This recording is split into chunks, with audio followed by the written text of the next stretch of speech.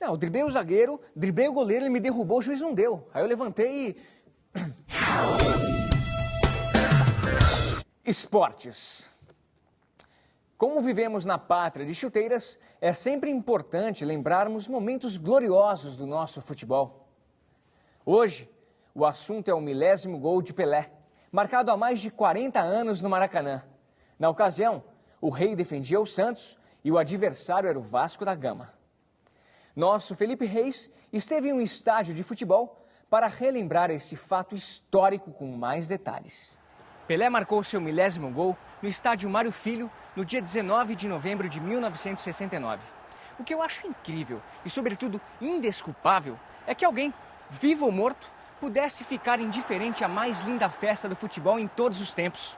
Sim, os vivos deveriam sair de suas casas e os mortos de suas tumbas.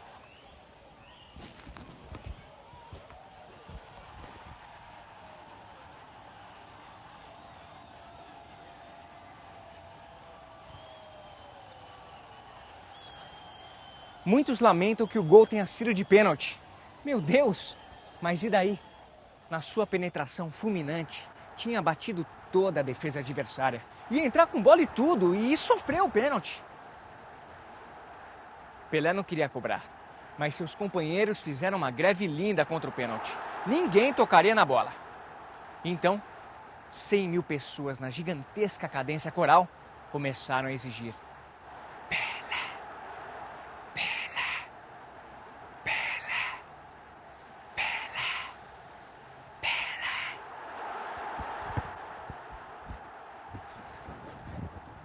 quando o Pelé estourou as redes, o estádio Mário Filho voou pelos ares.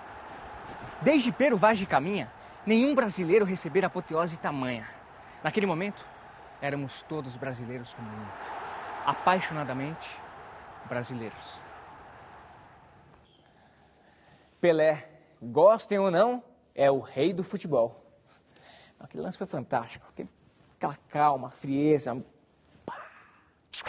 Também um homem frio como ele se emociona. Caminhou Pelé, apontou. Gol! Que número 1000! Olhem o time do Santos! Olha a loucura! Toreiro, quem foi Pelé para você? Foi um sujeito muito importante, porque ele meio que representa a beleza do futebol, né? A arte da coisa, o balé, né? Ele acaba sendo um cara que eleva o futebol a outro status, né? E que acabou me fazendo gostar da coisa, de tanto ver pela TV, né? Jogo mesmo eu vi um só. Toreiro, o que é ser cronista? Geralmente o cronista é um cara que pega algo do real, assim, alguma coisa que aconteceu, um fato, e faz uma elaboração literária desse fato. E cronista esportivo? Cronista esportivo é uma coisa engraçada, porque só existe cronista esportivo, né, no jornal. Você não tem cronista político, não tem cronista econômico, não tem cronista de cidades. Eu acho que para o esporte, no jornal, ficou reservado uma função lúdica, assim, né? Quer dizer, o cara do esporte ele pode brincar mais, pode inventar mais, tem mais liberdade formal, é uma editoria que pode usar mais fotos, sabe, mais gráficos, é mais livre. E com isso a gente ganhou uma liberdade que até pode ser chamada de cronista, e não de jornalista, de colunista, alguma coisa assim. O que é preciso para ser um bom cronista? Leitura, né? Não tem jeito, você tem que ler os outros caras, tal. Um pouco para plagiar, um pouco para evitar, mas tem que ler bastante, é importante. Capacidade de observação. É bom você entender sobre o esporte que você está falando, tal, senão sai muita bobagem. Então tem que ter esse conhecimento mesmo.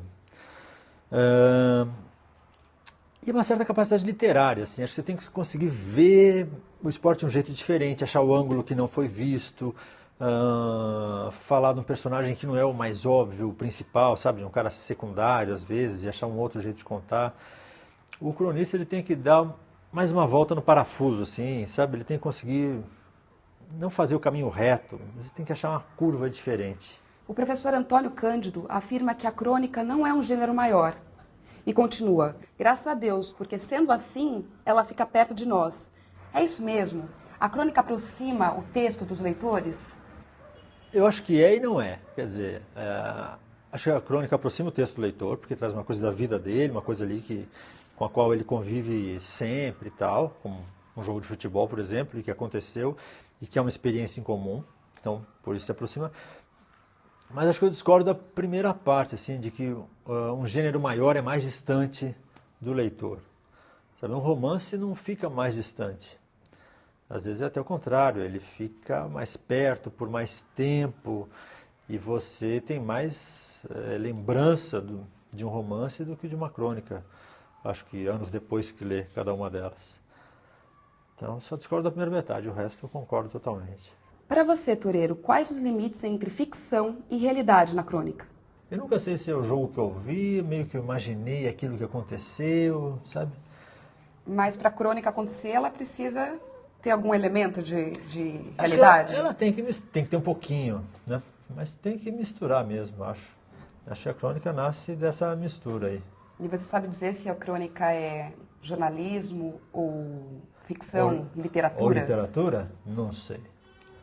Eu juro que...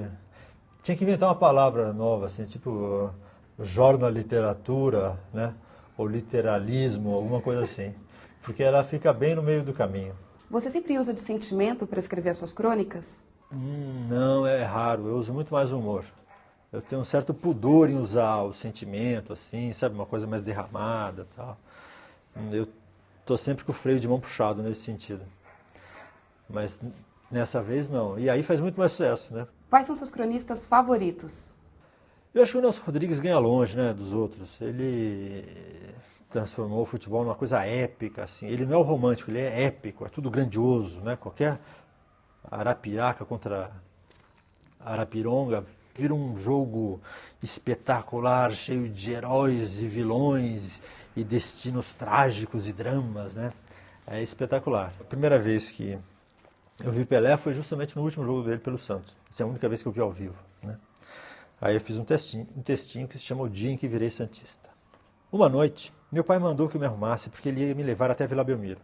Disse que iria acontecer um jogo muito importante e que eu tinha que ver aquilo. Achei o estádio uma coisa fantástica.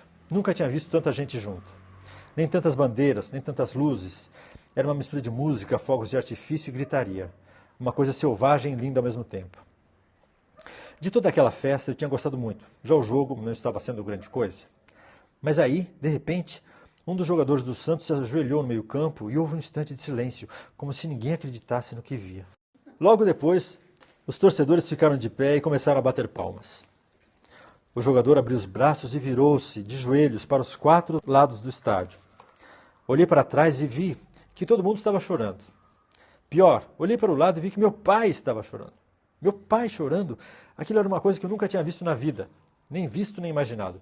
Perguntei-lhe o que estava acontecendo. Ele me explicou que aquele homem de joelhos ia parar de jogar. Vai parar porque é muito ruim? Perguntei. Não, ele é o melhor do mundo, meu pai me respondeu com os olhos cheios de lágrimas. Eu não entendi aquela lógica. Se ele é o melhor do mundo, por que vai parar de jogar? Meu pai não me respondeu, só ficou olhando para o campo. Talvez ele também não tivesse resposta. O Di queria aprender a fazer um gol de bicicleta. Invade a pequena área e vira o corpo. À noite, até o seu Landão apareceu para ajudar. Dessa vez, os refletores foram os faróis da caminhonete dele. Tá, vamos lá, Suza, mais pra cá, ó. Vai mais pra cá. E daí. Tá, vai. 2 passos pra frente, violou. E o Di conseguiu fazer o gol de bicicleta igualzinho ao do Leônidas da Silva. Pode, gol! A gente só precisava de mais um gol para ser campeão.